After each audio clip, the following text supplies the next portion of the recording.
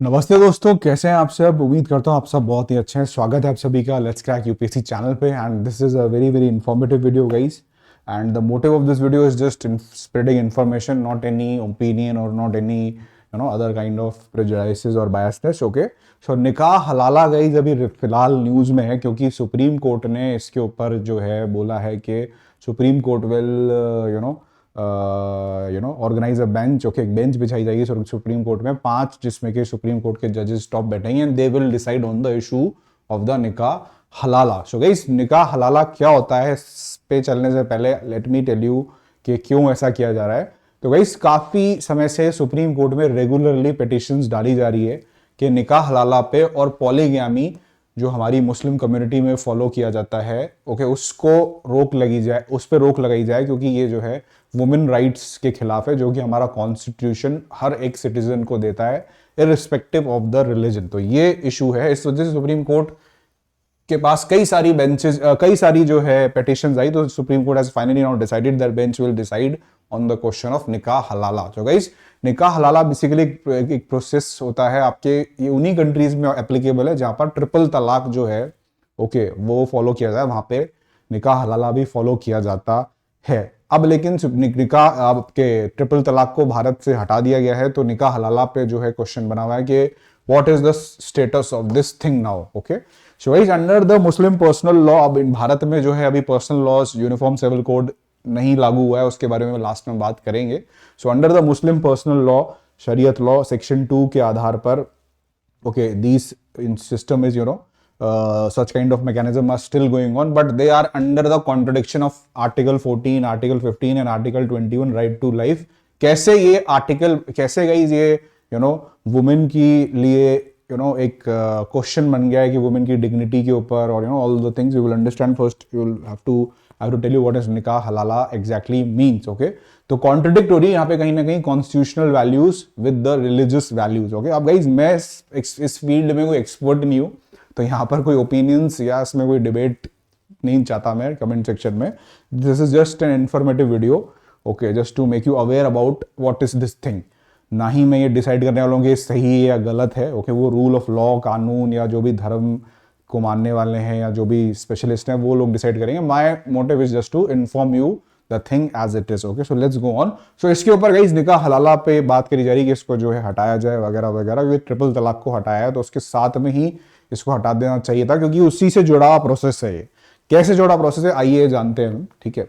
तो गाइस, ये बात है कि जो है, अगर ये मुस्लिम रिलीजन में ऐसा सिस्टम होता है कि अगर कोई व्यक्ति, कोई आदमी अपनी वाइफ को डाइवोर्स दे दे, लेकिन याद रखना एक नहीं गई 2 बार अगर डाइवोर्स दे दे सेम वुमेन को, ठीक है, तो उससे वो थर्ड टाइम शादी नहीं कर सकता। आपको लग रहा होगा ये क्या सिस्टम है, ठीक है, जिन लोगों को नहीं पता है बात, तो yes guys, this is true. अगर कोई मुस्लिम वुमेन को 2 बार डाइवोर्स दे दे तो उससे वो थर्ड टाइम शादी नहीं कर सकता है।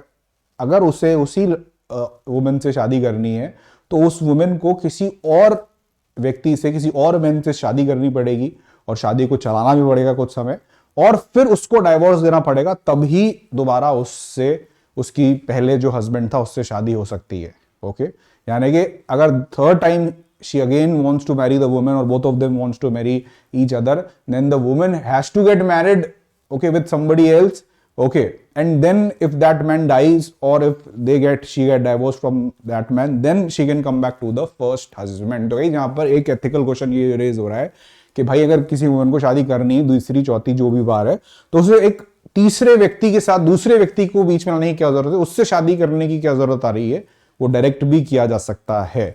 तो यही होता है गाइस निकाह हलाला, ठीक है। Okay, so nikah halala is a wedding, is a marriage which is done in this way कि भाई 2 बार डाइवोर्स दे दिया, तीसरी बार दोबारा उसी से करना है तो उसकी फिर शादी किसी और से कराई जाएगी, and then only she can marry the same person, her first husband basically.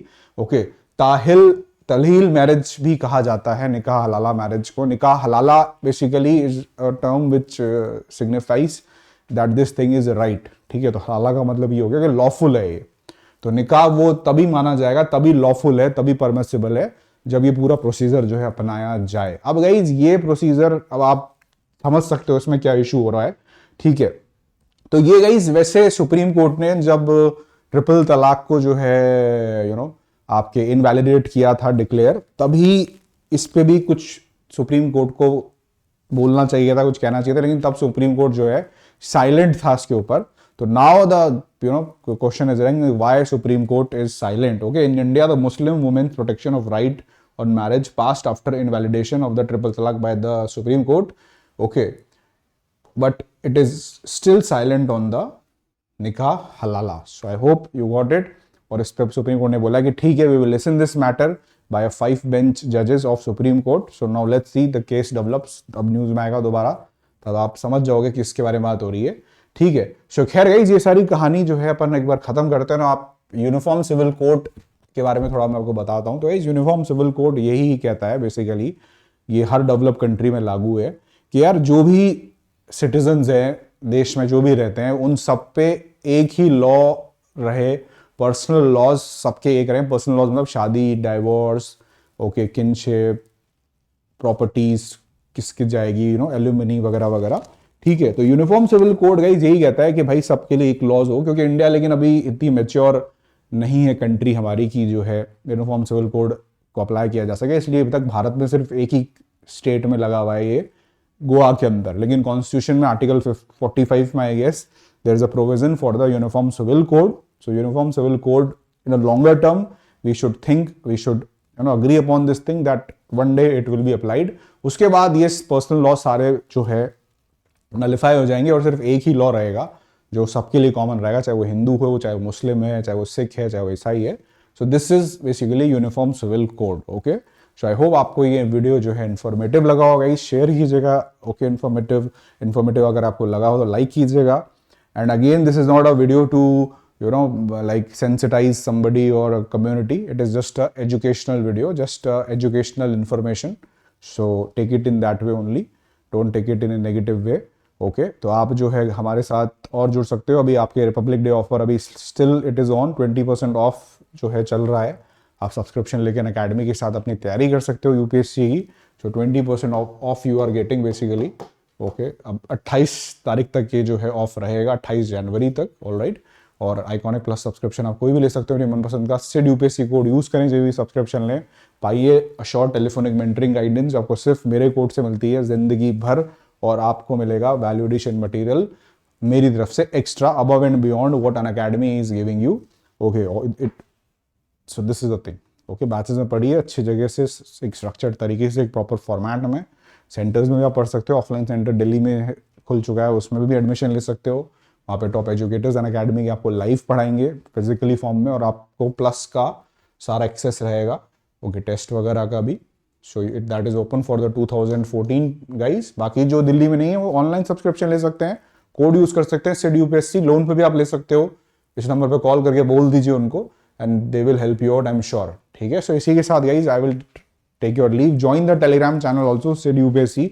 इस तरह के और वीडियोज से कनेक्टेड रहने के लिए और क्लासेस से, फ्री क्लासेस से कनेक्ट रहने के लिए इस चैनल पे आप जुड़ जाइए, ताकि आपको जो है मैक्सिमम कंटेंट मिल सके. Okay, at the best quality. ठीक है. Good bye, take care.